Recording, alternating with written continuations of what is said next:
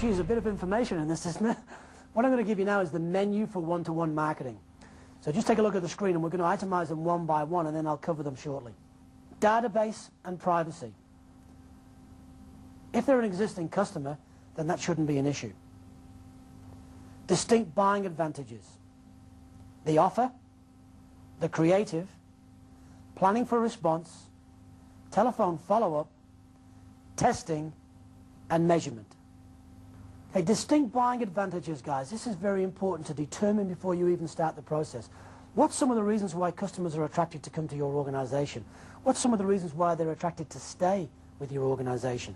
Think about these five, I always recommend five, that you personally owned or privately owned. You've been in business for 25 years. You have X warranties, you have finance on site, you have a service department.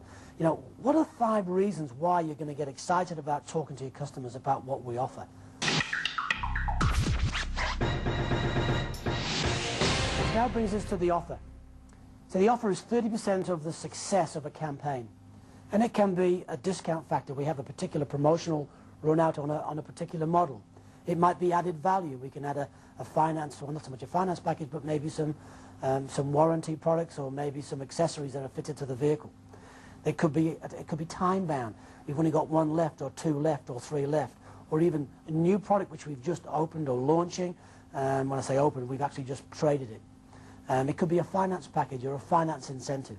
At the end of the day, the offer is going to be what's in it for them, for the customer. And the beautiful thing about what one-to-one is that it can be separate and individual for each customer. It hasn't got to be like we've got to do this like putting an ad in the paper or sending out 45,000 invitations. We can look at the customer's situation and see what's going to work best for them. Which brings us to the creative. Even though it's only 10% of the success of a campaign, if you're writing a letter, it's still very important. Things to consider are, what is the message that we're sending out? What are the key words that we're going to use? Are we going to use graphics? Are we going to use research that we've done? Make sure that everything in there has got what's in it for them, for the customer. We can use maybe testimonial, fear of loss, incentives, as we mentioned before. But the main thing is to create some urgency. And we'll go through that a little bit more when we go into building your own campaign. Planning for response. Underestimated, underrated, and very rarely done, but I recommend you really pay attention to this. If you're going to send some letters out, for instance, to customers, make sure that the reception or people that handle incoming phone calls know what you're doing, so if they get calls coming in, they know what it's relating to. Nothing worse than sending out a promotional letter to 5 of your customers. They ring in about it, and the people they speak to have never even heard of it. Second thing is make sure you keep records. Make sure you know who you've written to, or who you've rung, if you're just ringing them, and what was the response. So you can look at your ratios, start to determine the success of the campaign. The main thing is be prepared, be ready, plan for the response.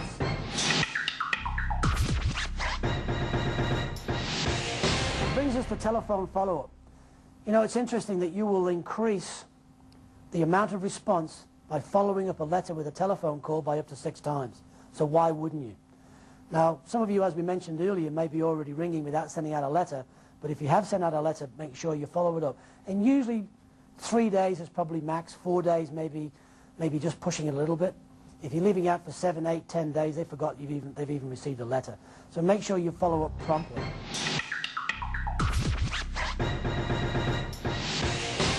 Testing. Before you send out a letter or even before you make some phone calls, maybe run it by your manager or run it by maybe your spouse or your partner, or maybe someone else that's that may be in a similar marketplace as the people that you're going to be contacting. It doesn't hurt to test. The good thing about one-to-one is that you're not spending a whole lot of money developing and generating, you know, a cost and mail and all that sort of stuff. It's only one-to-one, one at a time. But just check it out. Just give it a bit of a test. Again, it's underrated, it's underestimated, and very rarely used. Test, guys. It will save you pain, save you agony. The last thing you want to do is go through 50 people and then realize you made a mistake with the first one. So test.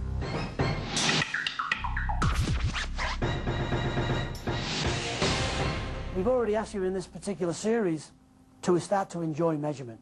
Guys, start to enjoy measurement. Take some accurate records. Let's have a look. How many phone calls have we made? How many contacts did we get? How many appointments did we make? How many referrals did we get? How many opportunities for maybe contacting them at a later stage have we developed? Remember, this whole one-to-one concept is like, it's not about selling a car. It's about taking the temperature of the customer. Are they hot, warm or cool? At the end of the day, that's all it is. Because the hot ones will be ready to buy, the warm ones you'll know better, and the cool ones aren't upset, you've still been of service, you've still made contact. And that's the name of the game.